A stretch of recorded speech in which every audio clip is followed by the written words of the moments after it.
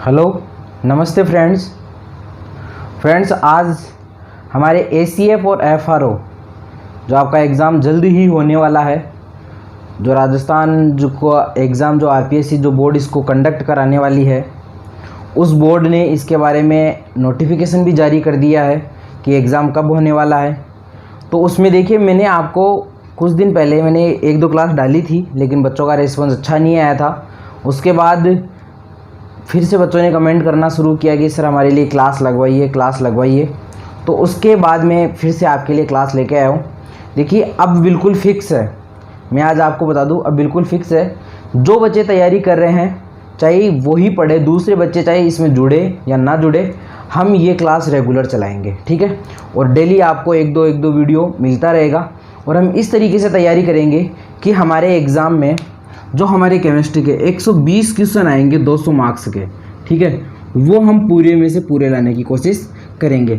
देखिए, मैंने आपका पेपर पैटर्न देखा है, ज़्यादा हार्ड पैटर्न भी नहीं है, इजी पैटर्न है। देखिए, मैं आपको बिल्कुल शॉर्ट एंड स्वीट में पढ़ाऊँगा। एक लेक्चर में आपको पहले से पढ़ा चुका हूँ इसका, तो उसके बारे में हम ये ज़्यादा बात करेंगे नहीं। अब हम बात करेंगे कि क्वेश्चन कहाँ से आता है, उसके हिसाब से हम क्लास लेंगे, ठीक है। तो हम 120 क्वेश्चन की कोशिश करेंगे कि 120 क्वेश्चन हमारे समथिंग 60 लेक्चर में कंप्लीट हो जाए, यानी 60 दिन के अंदर हमारा सिलेबस हो जाए। 60 दिन का अगर अपने पास टाइम नहीं है तो हम एक दिन में 2 लेक्चर करना स्टार्ट कर देंगे। लेकिन कुल मिला के ये है कि एग्ज़ाम से 15 से 20 दिन पहले हमारे को पूरा सिलेबस करना है, ठीक है। तो आज हमारा टॉपिक है क्वांटम संख्या। क्या है? क्वांटम नंबर, क्वांटम संख्या, ठीक है। आज का टॉपिक हमारा क्या है? क्वांटम संख्या। अब देखिए, मैं आपको किसी भी टॉपिक के बारे में ये नहीं बताऊंगा, जैसे मान लो क्वांटम संख्या है अभी, तो मैं इसके बारे में ये नहीं बताऊंगा क्वांटम संख्या होती क्या है, ये आगे क्या क्या काम में आती है। देखिए, मैं इससे सीधे आपको क्वेश्चन करवाना स्टार्ट करूंगा, समझ गए? या इससे कौन सा क्वेश्चन आ सकता है वो ही बताऊंगा। ऐसे नहीं है यहाँ पर मैं क्वांटम संख्या की आपको परिभाषा बताने लग गया, नहीं बताऊंगा, ठीक है। क्योंकि अगर आपको इस तरह से पढ़ना है तो आप मुझे ऐसे भी बता देना कि सर हमें तो बिल्कुल पूरा डिटेल में चाहिए, हमें क्वेश्चन से मतलब नहीं है, तो आप मुझे उसी के हिसाब से बता देना, मैं तो वैसे भी पढ़ा दूंगा, समझ गए आप। तो देखिए, यहाँ पर बात करते हैं। तो देखिए, क्वांटम संख्या टोटल कितने प्रकार की होती है? 4 प्रकार की होती है। कितने प्रकार की होती है? 4 प्रकार की होती है। अब देखिए, जो आपकी ये क्वांटम संख्या है, ये एक तो मेनली ऐसे होती है कि जो 4 क्वांटम संख्या होती है, ठीक है, वो चारों क्वांटम संख्या किसी इलेक्ट्रॉन की सही स्थिति बताने के लिए कितनी क्वांटम संख्या की आवश्यकता होती है? 4 क्वांटम संख्या की आवश्यकता होती है। बिल्कुल नीड है कि अगर आपको किसी इलेक्ट्रॉन की बिल्कुल सही स्थिति जाननी है तो कितनी क्वांटम संख्या की आवश्यकता होगी? 4 की आवश्यकता होगी। यदि आपको कक्षक की सही स्थिति जाननी है, कक्षक की स्थिति जाननी है, तो आपको कितनी क्वांटम संख्या की आवश्यकता होगी? केवल 3 की आवश्यकता होगी। देखिए, यहाँ पर जो चारों क्वांटम संख्या है वो है N, L, M और S, समझ गए? ये 4 क्वांटम संख्या है। यहाँ पर जो 3 क्वांटम संख्या होगी वो होगी N, L और M, यानी यहाँ पर S की नीड हमें नहीं होगी, यानी जो S क्वांटम संख्या है उसकी हमें आवश्यकता नहीं होगी। कब? कक्षक की स्थिति जानने के लिए, ठीक है। कक्षक की स्थिति जानने के लिए 3 क्वांटम संख्याओं की आवश्यकता होगी और इलेक्ट्रॉन की सही स्थिति जानने के लिए 4 क्वांटम संख्याओं की आवश्यकता होगी। ये बात क्लियर हो गई। एक क्वेश्चन तो देखो यहाँ से आता है, ठीक है। इसके बाद बात करते हैं कि जो अपने चारों क्वांटम संख्या है उसमें सबसे इंपॉर्टेंट कौन सी है और कौन सी क्वांटम संख्या से किस तरह का क्वेश्चन आ सकता है। तो देखिए, 4 क्वांटम संख्या होती है, मैं चारों को एक साथ लिख देता हूँ अलग अलग, ठीक है।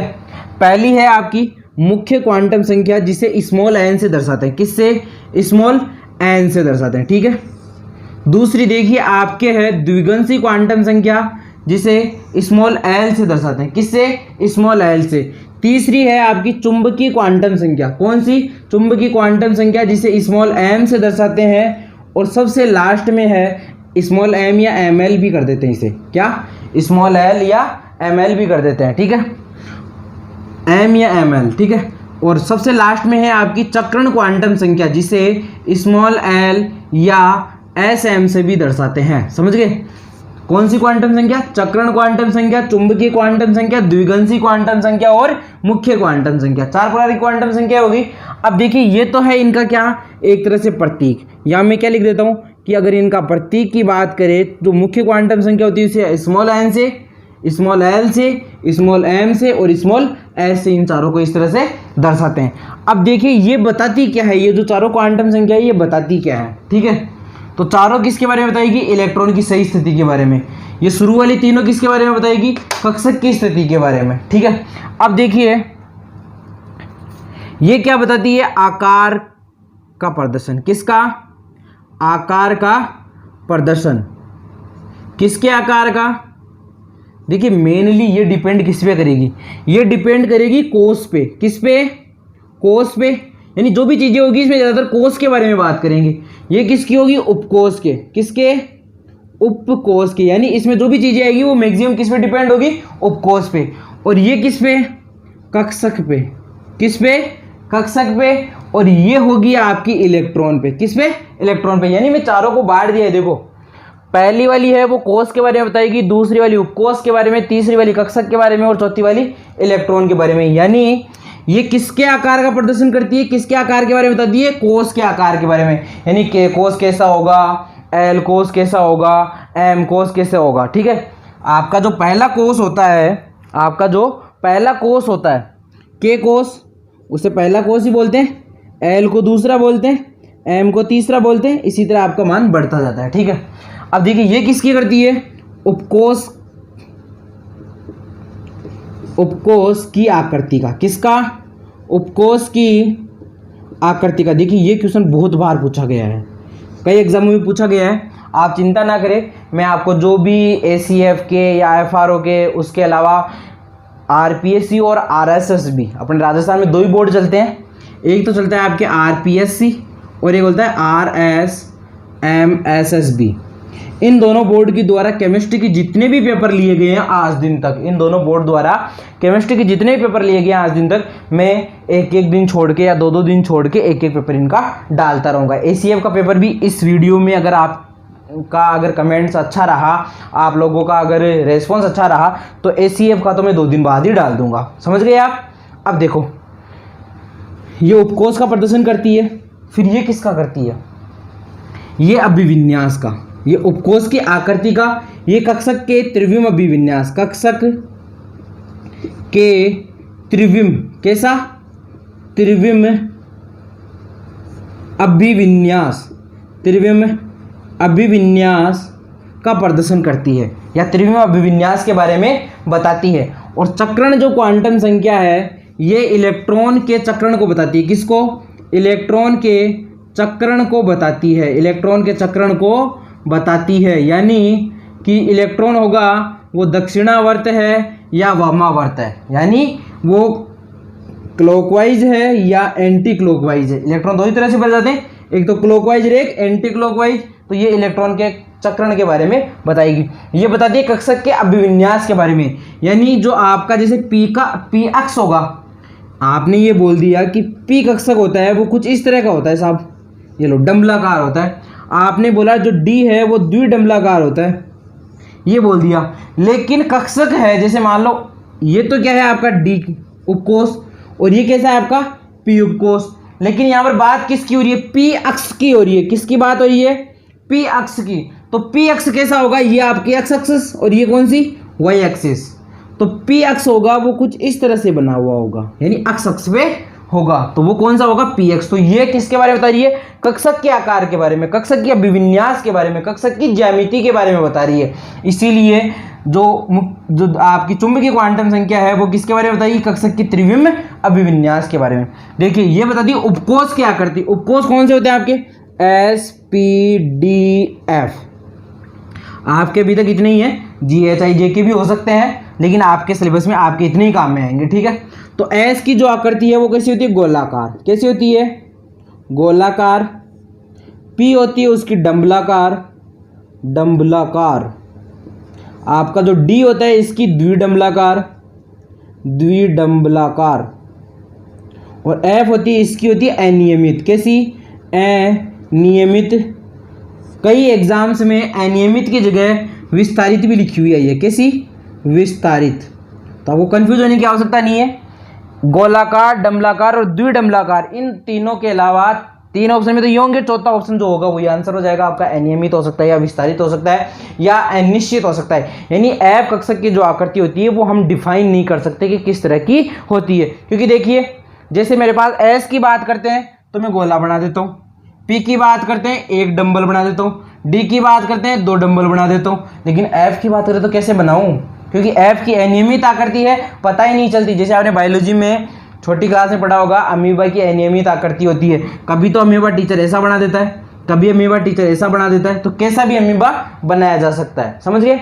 अब देखिए आप ग्रेजुएट स्टूडेंट हो, आप में से कोई ऐसा तो है नहीं कि कोई 12th क्लास का बच्चा होगा, क्योंकि एसीएफ एफआरओ तो ग्रेजुएट स्टूडेंट ही दे रहे होंगे, नहीं, तो उनके लिए ये इतना सफिशियंट है। बाकी आपने कोई बुक्स वगैरह ले रखी है, अगर बुक्स वगैरह नहीं ले रखी है तो आप मुझे कमेंट करके बता दें, या फिर मेरे स्क्रीन पे आपको व्हाट्सअप नंबर दिख रहे होंगे, इन व्हाट्सअप नंबर पे आप मुझे एसीएफ और एफआरओ के नोट्स के नाम से कमेंट कीजिए। मैं आपको हिंदी मीडियम में चाहिए या इंग्लिश मीडियम में एसीएफ के सब्जेक्ट के, केमिस्ट्री के नोट्स प्लस इंग्लिश के और जीके के नोट्स मेरे पास सफिशियंट नहीं है, थोड़े बहुत हैं, वो भी मैं आपको भेज सकता हूँ अगर आप चाहोगे तो, लेकिन केमिस्ट्री के कंप्लीट टोटल हिंदी और इंग्लिश दोनों मीडियम से मैं आपको भेज दूंगा। ठीक है दोस्तों, अब देखो इतनी बात हो गई, हमने किसकी बात कर ली, ये आकार का प्रदर्शन करता है, ये उपकोष की आकृति का, ये कक्षक के अभिविन्यास का और ये इलेक्ट्रॉन के चक्रण का। इसके बाद देखो ये के 1 कोष, एल दूसरा कोष, एम तीसरा कोष, एस गोलाकार, पी डंबलाकार और डी द्विडंबलाकार और एफ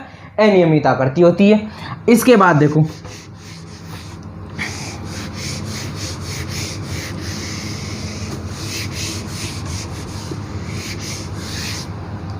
देखिए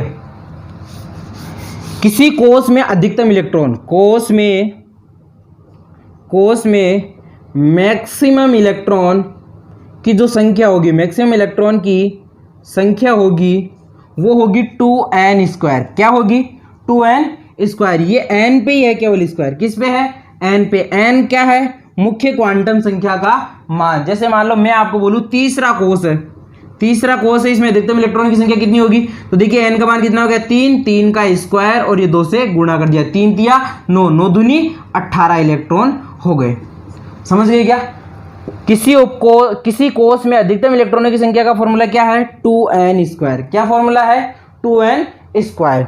इसके बाद आपका जो L है, यानी उपकोष में अधिकतम इलेक्ट्रॉनों की संख्या का फॉर्मूला होता है, अधिकतम इलेक्ट्रॉनों की संख्या का बता रहा हूं, मैक्सिमम इलेक्ट्रॉन की संख्या का फॉर्मूला किसके लिए?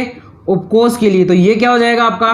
4l+2। क्या हो जाएगा? 4l+2। इसको आप एक दूसरे तरीके से और सोल्व कर सकते हो, क्योंकि ये फॉर्मूला भी सीधा पूछा जाता है एग्जाम में। ऐसा नहीं है कि आपको इलेक्ट्रॉन निकालना ही सीखना है, इससे फॉर्मूला भी सीधा पूछा जाता है। तो फॉर्मूला हो सकता है एक और 2 कोष्टक 2l+1, क्योंकि देखिए दोनों में से 2 कॉमन ले लिया और मैंने ये वाला फॉर्मूला बना दिया, अधिकतम इलेक्ट्रॉनों की संख्या। अब देखिए चेक करते हैं। आपको एक चीज पता है, मैं आपको एक चीज बताया नहीं, लेकिन याद रखना, S के लिए, P के लिए, D के लिए और F के लिए ये है आपके क्या? उपकोष। और इनके लिए जो L का मान होगा, S का मान 0 से स्टार्ट होगा और फिर वापस आगे बढ़ाते जाओ। P के लिए 1, D के लिए 2 और F के लिए 3। समझ गए? और आपके S के लिए 0, P के लिए 1, D के लिए 2 और F के लिए क्या हो जाएगा? 3। अब अधिकतम इलेक्ट्रॉनों की संख्या निकाले S के लिए, तो देखिए इस वाले फॉर्मूले में रख देते हैं। 4 गुणा 0+2 कितना हो गया? 2 इलेक्ट्रॉन आ गए। इसमें देखो 4 गुणा 1+2 6 इलेक्ट्रॉन आ गए। इसमें देखो 4 गुणा 2+2 10 इलेक्ट्रॉन हो गए। इस तरह से इसी में कितने हो जाएंगे? 14 इलेक्ट्रॉन आपके निकल कर आ जाएंगे। समझ गए? इस तरह से आपके इलेक्ट्रॉन हो जाएंगे 2, 6, 10, 14। अब एक चीज बताओ, अगर मान लो मैं G रख दूं, H रख दूं, तो G में कितने हो जाएंगे? देखो 2 फिर 6, कितना? 4 का डिफरेंस, 4 का डिफरेंस, अगले में भी कितना होगा? 4 का डिफरेंस, यानी G में कितने होंगे? 18 और H में कितने हो जाएंगे? फिर 4 का डिफरेंस कितने हो जाएंगे? 22 इलेक्ट्रॉन। इस तरह से आप इलेक्ट्रॉन की गणना भी कर सकते हो। एक चीज ध्यान रखना, L का जो मैक्सिमम मान है, वो होता है आपका n-1। क्या होता है? n-1। देखिए S के लिए 0 होगा, P के लिए 1 होगा, D के लिए 2 होगा और F के लिए 3 होगा। लेकिन L मैक्सिमम कितनी हो सकती है? वो होती है n-1। और n क्या है? मुख्य क्वांटम संख्या। क्वांटम नंबर में आपको ध्यान रखना है, n का मान मुख्य क्वांटम संख्या होगा, L का मतलब द्विगुणित क्वांटम संख्या होगा। समझ गए? L मैक्सिमम क्या होगी? n-1। ये बात क्लियर होगी। अब देखो कोई कक्षक है, किसी कक्षक के बारे में बात करें, कक्षक में अधिकतम इलेक्ट्रॉनों की संख्या क्या होगी, कैसे निकालेंगे, क्या करेंगे। तो देखिए कोई कक्षक है, इसमें अधिकतम इलेक्ट्रॉनों की संख्या, कक्षक में मैक्सिमम इलेक्ट्रॉन 2 होंगे। कैसे होंगे? 2 होंगे। और वो भी 2 इलेक्ट्रॉन कैसे होंगे? जिनका चक्रण विपरीत हो, वही 2 इलेक्ट्रॉन होंगे। समझ गए? और उसमें तो केवल इलेक्ट्रॉन है तो वो तो एक ही बात होगी। अब देखिए इसमें एक चीज और है, आपकी चुंबकीय क्वांटम संख्या जो है, इसमें एक चीज और है कि अधिकतम इलेक्ट्रॉन है वो तो यहाँ तक हो गए, चलो साफ मान लिया कि अधिकतम इलेक्ट्रॉन होंगे वो कितने होंगे? 2 होंगे, और दोनों का चक्रण क्या होगा? विपरीत होगा। अब देखिए जो m का मान है वो भी डिपेंड करता है l पे। किस पे करता है? m का जो मान होगा, m का मान होगा वो क्या होगा? -l, 0, +l, यानी -l से लेके +l तक होता है 0 को सम्मिलित करते हुए। समझ गए क्या? अब देखो -l से लेके +l तक होता है 0 को सम्मिलित करते हुए। और आपने l का मान देखा, जो l होती है वो l का मैक्सिमम मान तो n-1 होता है, और l का वैसे टोटल मान होते हैं 0 से लेके n-1 तक, 0 से n-1 तक। समझ गए? इतने मान इसके हो सकते हैं, क्योंकि मैक्सिमम मान ये है और स्टार्ट s वाले से किससे होता है? 0 से। ये मान हो सकते हैं। अब देखो मैंने कहा कि सर s के लिए, p के लिए, d के लिए और f के लिए आप मुझे m के मान बताओ। मैंने कहा कि आप s के लिए, p के लिए, d के लिए और f के लिए किसका मान बताओ? m का मान बताओ। तो आपने क्या कहा कि सर मुझे पहले आप इसके l के मान बताओ। अरे बेटा अभी तो सिखाया था, इसका 0, इसका 1, इसका 2 और इसके 3 मान हो जाएंगे। अब देखो तो सर फिर दिक्कत क्या है? 0 सब में लिख दो, पहले सब में 0 आएगा क्योंकि 0 को सम्मिलित करना है, इसको सम्मिलित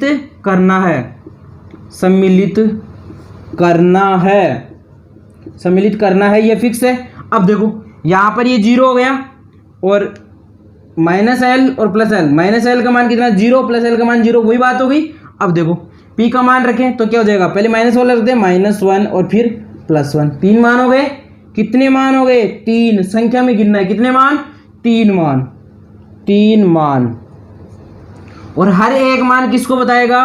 कक्षक को। किसको? हर एक मान कक्षक को बताता है। नोट्स बनाते जाना साथ के साथ।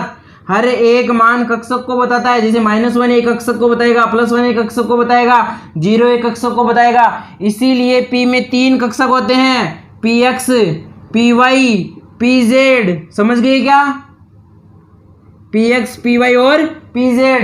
अब देखो d में 0, -2, -1, +1 और +2, क्या 5 मान हो गए क्या? और इसी तरह 5 मान होते हैं dxy, dyz, dzx, dx2y2 और dz2। क्या 5 कक्षक हो गए क्या? प्रत्येक मान एक कक्षक को बताएगा। इसी तरह से f के क्या हो जाएंगे? प्लस के 3 और माइनस के 3 एक 0, कितने हो गए? 7 मान। कितने मान हो गए? 7 मान। इस तरह से आप लिख सकते हो किसका मान कितना होगा और किसका मान कितना होगा। अब देखिए s के जो मान है वो क्या होंगे? सर आपने l की वैल्यू भी बता दी, m की भी बता दी, n की बता दी। तो बेटा याद रखना s में जो आपके पास दक्षिणावर्त इलेक्ट्रॉन हो इस तरह से, मतलब क्लॉकवाइज, उसके लिए +1/2 लेते हैं, और जो वामावर्त हो उसको -1/2 लेते हैं। देखिए आपके पास दक्षिणावर्त वामावर्त दे रखा हो तो आप यहाँ से ले लेना +1/2 -1/2, और अगर नहीं दे रखा हो तो किसी भी कक्षक में, जैसे मान लो ये कोई s उपकोष है, उसमें एक कक्षक होगा 0 वाला, इसमें एक इलेक्ट्रॉन आ गया पहला, मान लो ये पहला इलेक्ट्रॉन आ गया, तो इसे आपको कौन सा मानना है? पहले इलेक्ट्रॉन को ClO CkWiSe मानना है। यानी पहले इलेक्ट्रॉन को क्या मानोगे? क्लॉकवाइज ही मानना है, यानी उसके लिए +1/2 ही लेना है। या फिर वो आपको ऐसे बोल दी कि पहला इलेक्ट्रॉन है और वो दक्षिणावर्त नहीं बल्कि वामावर्त जा रहा है, तो फिर -1/2 मानेंगे। समझ गए? इस तरह से +1/2 और -1/2 भी हो जाते हैं। अब देखिए मैं आपको ये बोलूं, मैं आपके लिए ये बोलूं कि लिथियम, बेरिलियम, सोडियम और पोटेशियम, लिथियम, बेरिलियम, सोडियम और पोटेशियम की चारों अंतिम इलेक्ट्रॉन, लिथियम के लिए अंतिम इलेक्ट्रॉन, बेरिलियम के अंतिम इलेक्ट्रॉन, सोडियम का अंतिम इलेक्ट्रॉन और पोटेशियम के अंतिम इलेक्ट्रॉन की चारों क्वांटम संख्याओं का मान आप मुझे बताइए। ये कहा आपने, ठीक है। एक और क्रोमियम का और देख लेंगे, किसका? लो साहब, क्रोमियम का और देख लेते हैं, क्रोमियम का भी देखना है साहब। अब देखो, आपको इलेक्ट्रॉनिक विन्यास में बताऊंगा नहीं, पता है आपको। लिथियम का क्या होता है? 1s2 2s1 2s1, लास्ट वाला लिख देता हूँ 2s1। n की वैल्यू कितनी है? ऐसे चारों लिखूंगा, देखो पहले n आएगा, फिर l, फिर m और फिर s। देखो पहले n की वैल्यू सामने जो ये लिखी हुई है, जैसे मान लो आपके पास ये जो s1 ये जो लिखा हुआ था ना, तो ये किसको बताता है? इसको किसको? ये बताता है कोष को। ये किसको बताएगा? उपकोष को। समझ गए? समझ गए? और जैसे मान लो आपके पास ऐसे फाई 420, मान लो फाई के नीचे कुछ लिखा हुआ हो, साई के नीचे कुछ लिखा हुआ हो, तो ये किसको बताएगा? एन को, यानी कोष, ये एल को, और ये किसको? एम को। समझ गए? यहां देखो 2 रख दिया लिथियम का एन का मान, एल का मान कितना होगा? एस के लिए एल का मान 0। अब जिसके लिए एल का मान 0, एम का मान भी उतना ही 0। और एस की वैल्यू देखो, पहला इलेक्ट्रॉन ही है, मतलब +1/2 लेंगे। ये लो +1/2, लिथियम के लिए ये हो गया +1/2। बेरिलियम के लिए देखो 2s2 होगा अंतिम इलेक्ट्रॉन का, तो देखो n का मान 2, l का मान 0, s का मान 0 और s का मान कितना होगा? -1/2, क्योंकि इस बार दूसरा इलेक्ट्रॉन आ गया है। सोडियम के लिए देखो क्या होता है? 3s1 होता है सोडियम के लिए, तो देखिए 3 0 0 +1/2। समझ गए क्या? पोटेशियम के लिए क्या होता है? 4s1 अंतिम इलेक्ट्रॉन, 4 0 0 +1/2। और क्रोमियम का पता है आपको क्या होता है? 4s1 3d5। तो अंतिम किस में जाता है? ना कि बेटा जी 4s1 में, किस में? 3d में जाता है। किस में जाता है? 3d में जाता है। किस में जाता है? 3d में। तो इसके हिसाब से देखेंगे तो देखो n का मान कितना हो जाएगा? 3, l का मान देखो, d के लिए l का मान कितना? 2, m का मान कितना होगा? 5 मान हो सकते हैं। कौन से? 5 मान। कौन कौन से? -2, -1, -0, +2, +1। ये 5 मान m के हो सकते हैं। इन 5 में से कोई एक मान दिया हुआ होगा। किसका मान? m का बता रहा हूँ, m का। ये आपका n का है, ये l का है और ये m का है। और कक्षक है, सॉरी, s का मान क्या होगा? देखो 5 कक्षक होते हैं, वो कुछ इस तरह से होते हैं। यहाँ दिख रहा है आपको 1 2 3 4, ये 5 कक्षक होते हैं। 5 इलेक्ट्रॉन भरूंगा, 1 2 3 4 5 मान लो। अब आपको पता है, मैं चाहे इसको दक्षिणावर्त लिखूं या वामावर्त लिखूं, पहला इलेक्ट्रॉन भर रहा हूं, तो पहला इलेक्ट्रॉन जैसे ही मैंने भरा है इसमें, तो मुझे बताओ पहले इलेक्ट्रॉन के लिए लिखता क्या हूं? +1/2 लिखता हूं। यहाँ पर क्या आ जाएगा? +1/2। तो किसका हो गया? ये क्रोमियम का हो गया। क्या चारों पांचों का बना लोगे क्या? बताओ मुझे, इसमें कोई दिक्कत होगी आपको?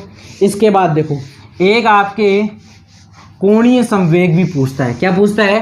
कोणीय संवेग भी आपसे पूछ लेता है, ठीक है। तो कोणीय संवेग देखिए, तो देखिए जो कोणीय संवेग होता है दो तीन तरह के होते हैं। NH/2π, ये तो होता है कोणीय संवेग जब आपके पास मुख्य क्वांटम संख्या के हिसाब से दे रखा हो। तो n का मान क्या हो जाएगा?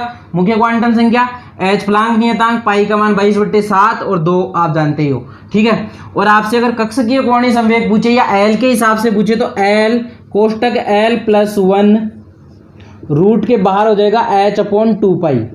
अब ये जो h/2π है, इसको हम h बार के हिसाब से भी लिखते हैं, यानी h बार बराबर h/2π भी होता है। और l क्या है? यहाँ पर द्विगुणित क्वांटम संख्या का मान। देखो ये ज्यादा आता है, इसके बजाय ये वाला ज्यादा आता है। तो देखिए अगर मैं s के लिए पूछूं, किसी s, कोई s उपकोष हो, उसके लिए पूछूं, तो l का मान 0 गुणा होगा, सारा पद क्या हो जाएगा? 0। p के लिए पूछूं तो देखो क्या होगा?